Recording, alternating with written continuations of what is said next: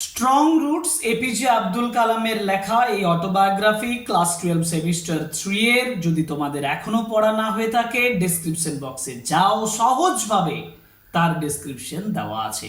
ভালোভাবে টেক্সটটা বুঝো, কারণ টেক্সট না বুঝে উত্তর এমসিকিউ করা কিন্তু তোমার পক্ষে জটিল এবং খারাপ, কারণ তুমি এমসিকিউতে ধোঁকা খেয়ে যাবে।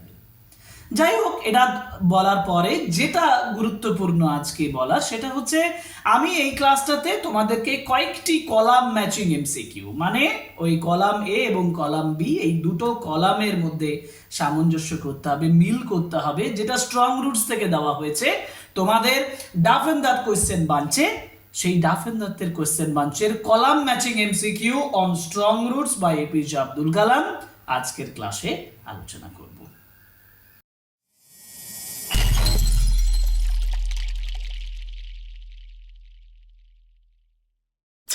কলাম ম্যাচিং এমসিকিউ যদি তোমাকে করতে হয় একটু ভাবনা চিন্তা সহকারে করবে, কারণ প্রত্যেকটা বিষয় পড়ে ভালোভাবে দুদিকটা সামঞ্জস্য করে সুন্দর করে মিল করে তোমাকে অপশনটার উত্তরটা করতে হবে, মানে অপশনটা লিখতে হবে। যেমন কোয়েশ্চেন নাম্বার 1, পিপল লেফট সাইডে আছে পিপল উড সিট আউটসাইড মস্ক, ঠিক আছে, মানুষ মসজিদের বাইরে বসে থাকতো। Many people offered bowls of water to Kalam's father. অনেকেই তার বাবাকে বাউল অফ ওয়াটার দিত, তাই না? And people would offer thanks. মানুষ ধন্যবাদ জানাতো। আরেকটা ছেড়ে দিলাম, the water was carried home. এই জলটা বাড়িতে নিয়ে যেত। একটাই ঘটনার উপরে অনেকগুলো দিয়েছে। To sanctify water মানে হচ্ছে জলটাকে পবিত্র করার জন্য। আমি বলবো people offer bowls of water to Kalam's father to sanctify the water, তাই না? আর টু মিট কালামস ফাদার মানে পিপল ওয়েট করতো, বসে থাকতো, তাহলে আমরা একের সঙ্গে দুইয়ের মিল করব। ওয়াটার ওয়াজ ক্যারিড হোম কাদের জন্য? For invalids. আর people would offer thanks after being cure. তাহলে দাঁড়ালো কি? এইভাবে তোমরা কলাম ম্যাচিং এমসিকিউ করবে, মানে আগে দুদিকটা মিলিয়ে নেবে, তারপর অপশনটা খুঁজবে।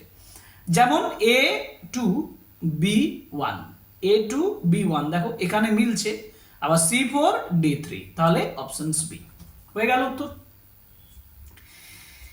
পরের প্রশ্ন, শিব টেম্পল, বাঁদিকে আছে শিব টেম্পল, তারপরে আছে ইভিনিং প্রেয়ার্স, তারপরে আল্লাহ, তারপরে কালামস লোকালিটি। দেখো মার্সিফুল, মার্সিফুল কাকে বলা হয়েছে? আল্লাহকে বলা হয়েছে, তাহলে আল্লাহ দা মার্সিফুল। বলা ছিল না যে টু থ্যাঙ্ক আল্লাহ দা মার্সিফুল? টেক্সট বই তোমাদের দেওয়া আছে। প্রিডমিনেন্টলি মুসলিম, কোনটা প্রিডমিনেন্টলি মুসলিম ছিল? কালামের লোকালিটিটা। ওকে, অ্যারাবিকটা কি ছিল? প্রেয়ারটা ছিল অ্যারাবিক, তাই না? তাহলে ইভিনিং প্রেয়ারটা ছিল অ্যারাবিক, আর রামেশ্বরম ছিল শিব টেম্পল, তাই না? তাহলে এটা, তাহলে এর সঙ্গে 4 আর বি এর সঙ্গে 3, সি এর সঙ্গে 1 আর ডি এর সঙ্গে 2, এইটা দাঁড়ালো অপশন সি, তাই না? বি এর সঙ্গে 3 দাঁড়িয়েছে। Okay okay okay, next question যাবো। নেক্সট কোয়েশ্চেন দেখি কি আছে।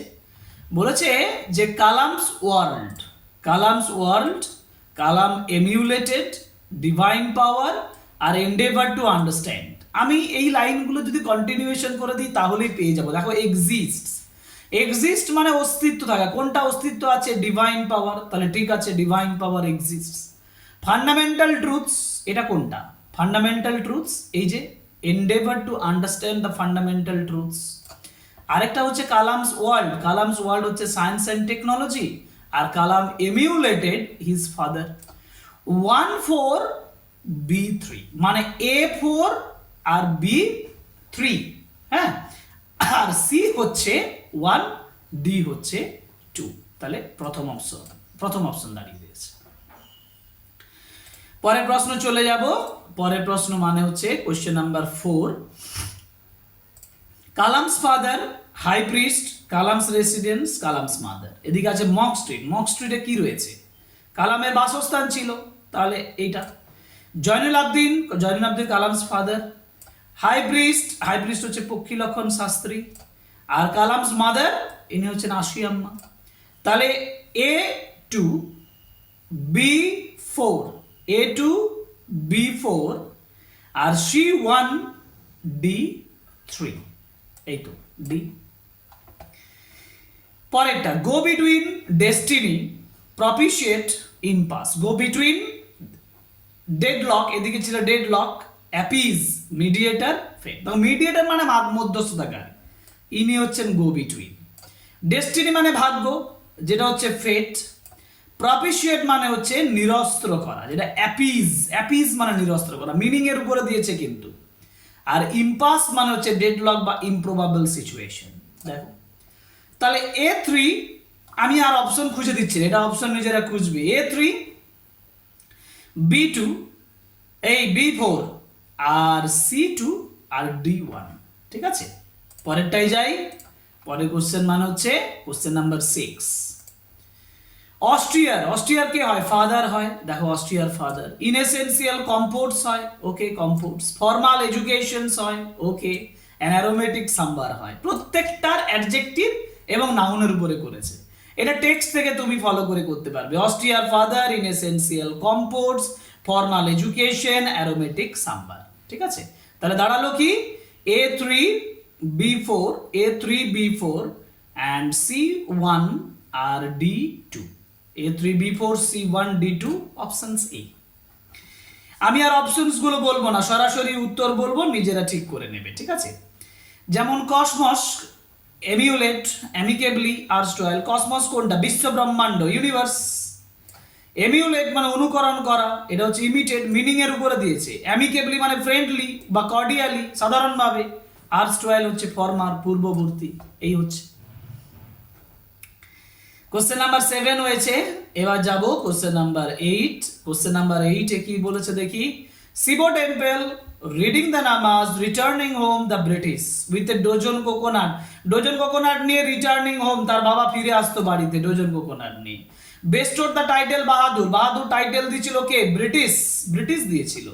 10 minutes walk, Shiva temple, Shiva temple 10 minutes walk ছিল।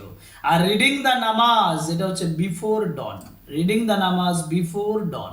ঠিক আছে, Ashiamma, Jainul Abdin, Arabic prayers, coconut grove. Ashiamma, Ashiamma হচ্ছে কালামস ফাদার, তাই না? আইডিয়াল হেল্পমেট, আসিয়াম্মা হচ্ছে আইডিয়াল হেল্পমেট। জয়নুল আবদিন, জয়নুল আবদিন হচ্ছে অস্ট্রিয়ার ফাদার।